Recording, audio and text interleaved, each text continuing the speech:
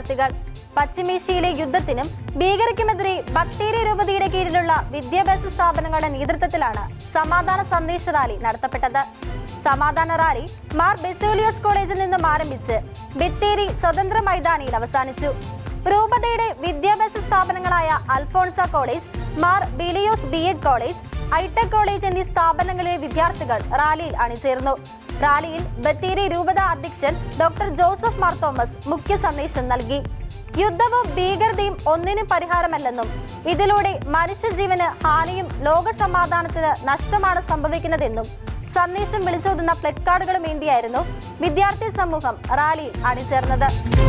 വിശുദ്ധ യൂദാസ്ലീഹയുടെ തിരുനാൾ കിഴക്കേ മിത്രഗിരി holy family ഇടവകയിൽ കൊടിയേറി. വിശുദ്ധ യൂദാസ്ലീഹയുടെ തിരുശേഷിപ്പുള്ള പള്ളിയാണെന്ന പ്രത്യേകത കൂടിയുണ്ട്. എടത്വ ഫൊറോന വികാരി ഫാദർ ഫിലിപ്പ് വൈക്കത്തുകാരൻ തിരുനാൾ കൊടിയേറ്റി. വികാരി ഫാദർ ലിജോ കുഴിപ്പള്ളി, ഫാദർ ജോൺസി മോളിപ്പടവിൽ എന്നിവർ സഹ കാർമ്മികത വഹിച്ചു. 10 ദിവസം നീണ്ടു നിൽക്കുന്ന തിരുനാൾ ദിനങ്ങളിൽ പരിശുദ്ധ കുർബാനയും മധ്യസ്ഥ പ്രാർത്ഥനയും മറ്റു ശുശ്രൂഷകളും നടക്കുന്നു. തിരുനാൾ ദിനങ്ങളായ 20, 21, 22, 24, 25 ദിനങ്ങൾ നസ്രാണി സംഗമം, കാരുണ്യ സംഗമം, കുടുംബ സംഗമം, യുവജന സംഗമം എന്നിങ്ങനെ വ്യത്യസ്തമായ ശുശ്രൂഷകൾ നടത്തപ്പെടുന്നുണ്ട്. ജാർഖണ്ഡിന്റെ 2ാം തലസ്ഥാനം എന്നറിയപ്പെടുന്ന ഡുംകായിൽ 4 ദിവസങ്ങളായി നടന്നുകൊണ്ടിരിക്കുന്ന ബേസിക് എക്ലേഷ്യൽ കമ്മ്യൂണിറ്റി സിനഡ് കൺവെൻഷനോടനുബന്ധിച്ച് നടന്ന ബൈബിൾ പ്രദക്ഷിണം വിശ്വാസികളുടെ പങ്കാളിത്തം കൊണ്ട് ശ്രദ്ധേയമായി. ഒക്ടോബർ 15 നടന്ന പ്രദക്ഷിണത്തിൽ ഹൈന്ദവരടക്കം 25,000-ലധികം വിശ്വാസികൾ പങ്കെടുത്തു. പരമ്പരാഗത സാന്താളി വേഷം ധരിച്ച വിശ്വാസികൾ നൃത്തവും പാട്ടുമായിട്ടാണ് പ്രദക്ഷിണത്തിൽ പങ്കെടുത്തത്. മനോഹരമായി അലങ്കരിച്ച വാഹനത്തിൽ ബൈബിളും പ്രദർശിപ്പിച്ചിരുന്നു. പെരിക്കല്ലൂർ ഫൊറോന KCWAയുടെ നേതൃത്വത്തിൽ വയനാട് ജ്ഞാനായ വനിതാ സംഗമം പെരിക്കല്ലൂർ സെന്റ് തോമസ് ഫൊറോന ദേവാലയത്തിൽ സംഘടിപ്പിച്ചു.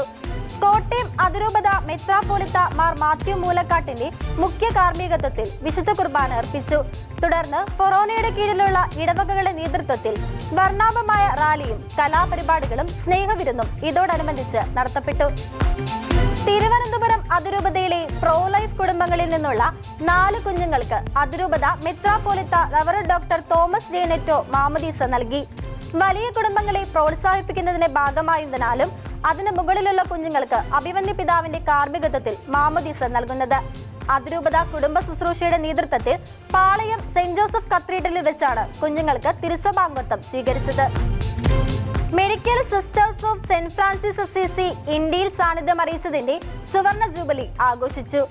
ഇന്ത്യയിൽ ആദ്യമായി ഭവനം സ്ഥാപിച്ച ഛത്തീസ്ഗഡിലെ റായ്പൂർ അതിരൂപതയിലുള്ള പിത്തോറയിലായിരുന്നു ആഘോഷ പരിപാടികൾ. ഇവരുടെ സാന്നിധ്യം മൂലം ഇവിടെ സഭയ്ക്കും സഭാ സമൂഹത്തിനുമുണ്ടായ വളർച്ച വളരെ വലിയതാണെന്ന് ആഘോഷ പരിപാടിക്ക് നേതൃത്വം നൽകിയ Raipur arch bishop Victor Henry Thakur അറിയിച്ചു. വിശുദ്ധ ഉർസുലയുടെയും കൂട്ടരുടെയും തിരുനാൾ ആചരിക്കാനൊരുങ്ങി ആഗോള സഭ. വിദ്യാർത്ഥിനികളുടെ മധ്യസ്ഥയായി വണങ്ങപ്പെടുന്ന വിശുദ്ധ ഉർസുല കന്യാവ്രതം കാത്തുസൂക്ഷിക്കാനായി തന്റെ സഹതോഴിമാർക്കൊപ്പം രക്തസാക്ഷിത്വം വരിച്ചവളായിരുന്നു.